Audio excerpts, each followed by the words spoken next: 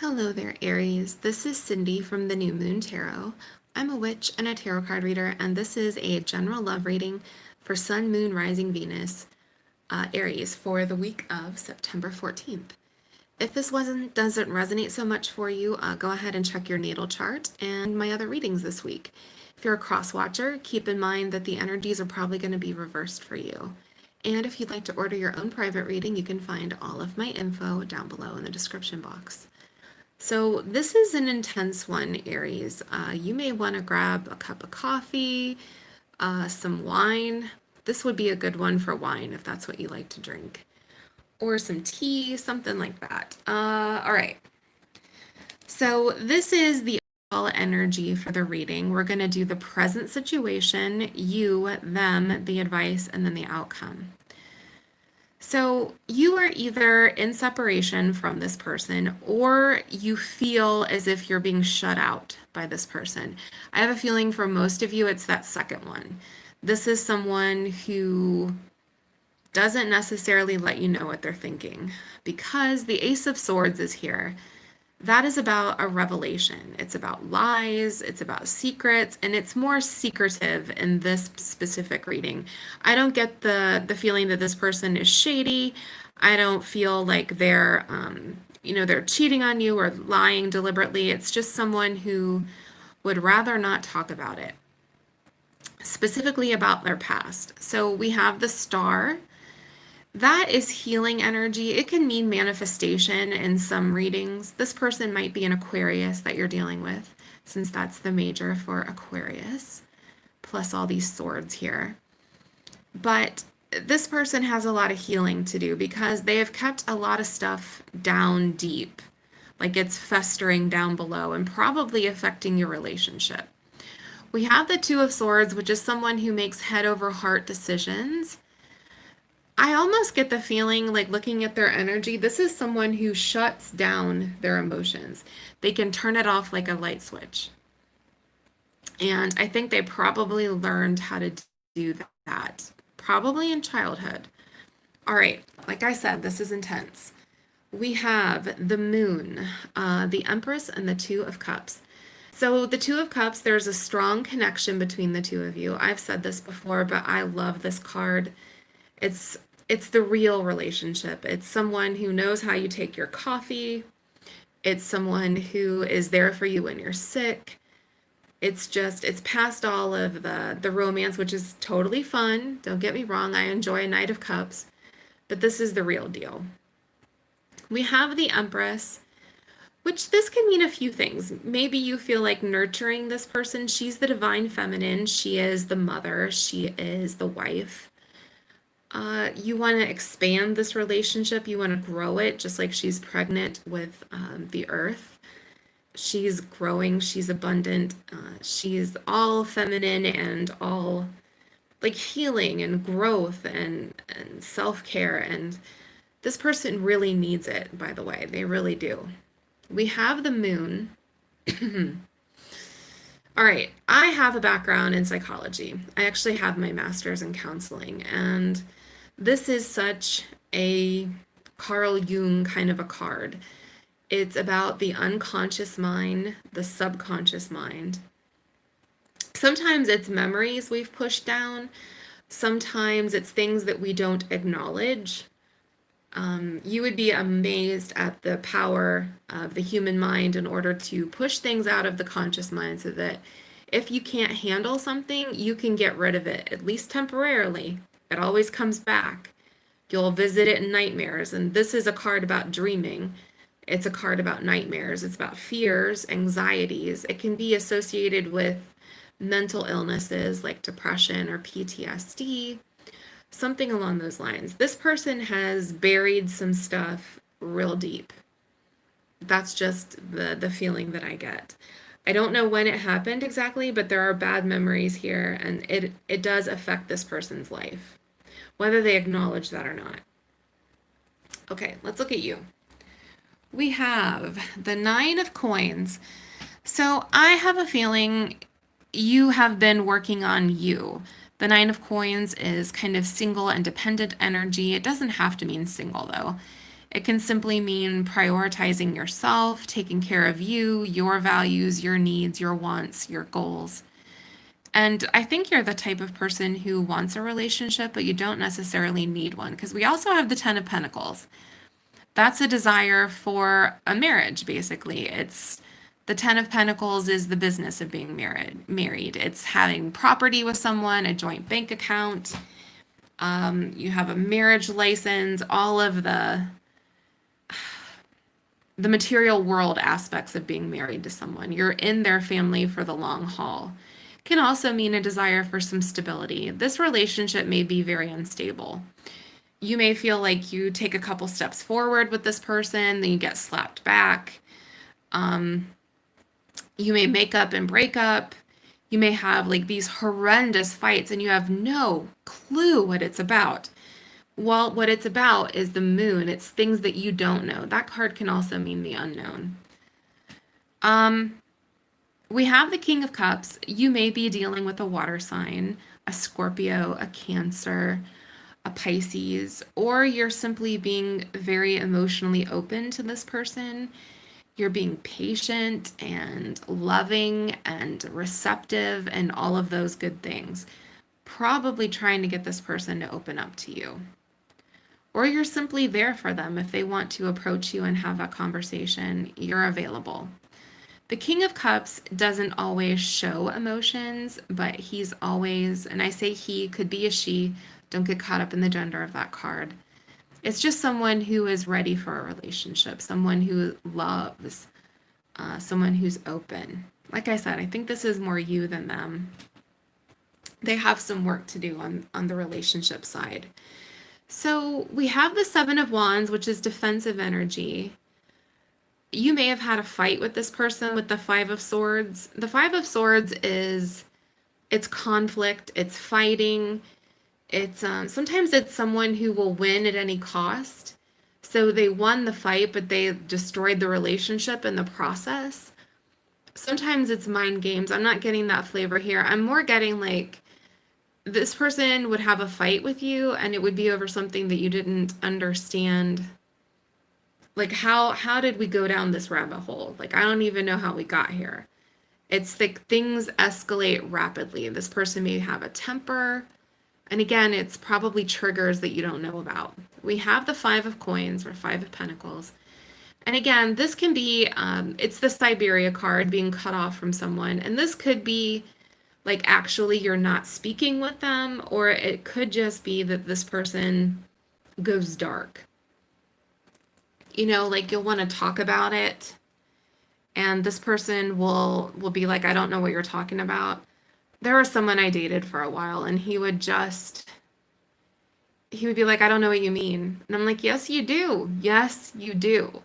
But it was just something that he couldn't handle. He couldn't deal with. So he would just pretend that it wasn't there. It's like the elephant in the room that we ignore. That's what's going on here. I said, this is intense. All right. We have the Ten of Cups. I think you may already be married to this person with that Ten of Cups and the Ten of Pentacles there. You may want to marry this person. You may see them as someone you could settle down with, if only you could get on the same page. Temperance would suggest that you're patient, or you're trying to be patient, or you want to bring some balance here. You can see how the sun and the moon is there. Lots of moon imagery here. We have the moon on Temperance. We have the moon on the Empress. The moon card itself. The moon is always mysterious. We have the Four of Pentacles, which again, this is more withholding behavior, holding things in. It's fear of being vulnerable. It's someone who may have experienced scarcity in life. Like I'm almost going to a child abuse place with this reading. That's just a little bit of intuition, I think. The Four of Pentacles is definitely a scarcity mindset. It's fear of losing your resources, whether that is your love or letting someone in, like fear that they may take stuff from you because people have taken things from you in the past. It's just withholding. Even just You see how tightly she's clutching those coins, like someone is going to rip them out of her hands. This person may have grown up poor. They may have not had enough love, or they had a relationship like that before where they, I don't know, there just wasn't enough. All right. Let's take a look at their energy a little bit closer. All right. So this is the major arcana for the Pisces, the High Priestess. This person could be a water sign, could have water in their chart. But the High Priestess in general has a rep for being, I don't know, like they hold back. They don't let you know what they're thinking, what they're feeling. It's like the Sphinx or the Mona Lisa. It's just someone, you know, you look at them and you have no idea what they're thinking. They have hidden depths. They run real deep. Now, this Eight of Swords that showed up here is self-sabotage, it's self-limiting behavior. It's feeling tied and bound to something.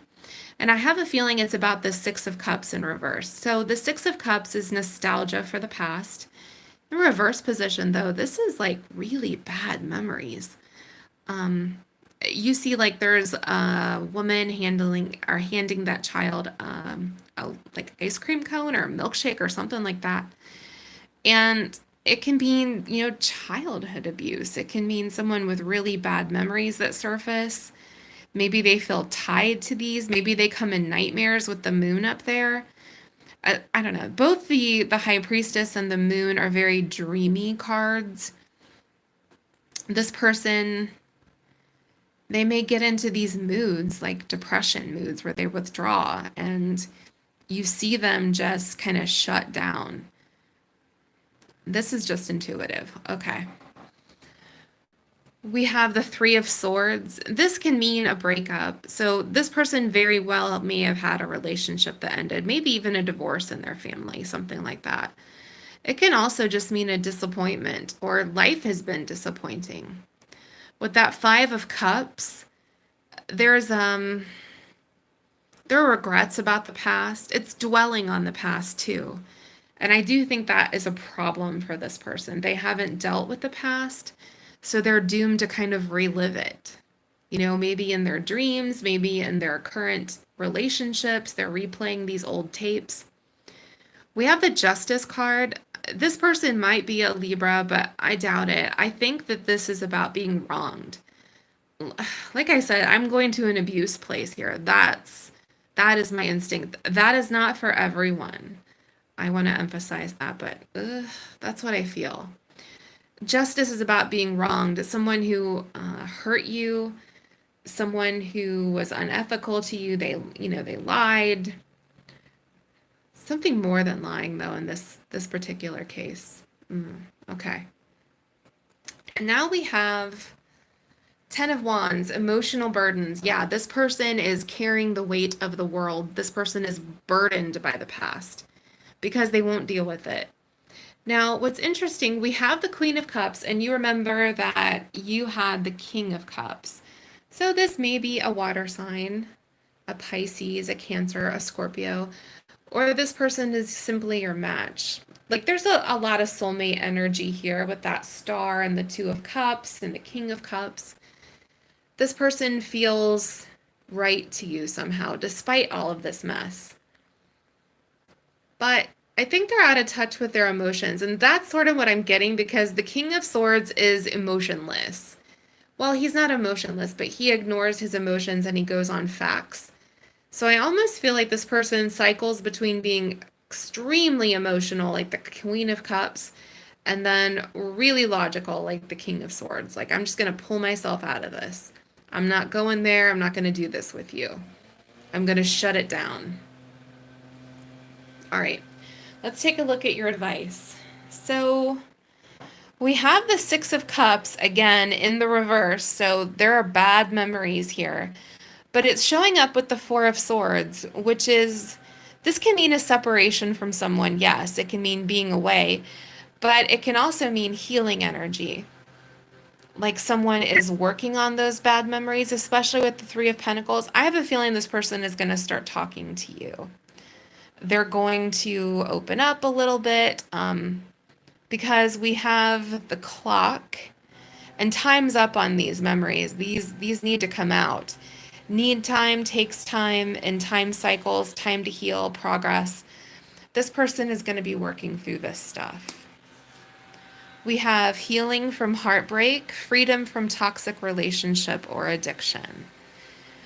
Yeah, this person needs to heal. They need to let all this out. They need to release this. Now, this is interesting in the outcome. We have the tower. Now, there are good towers and then there are bad towers.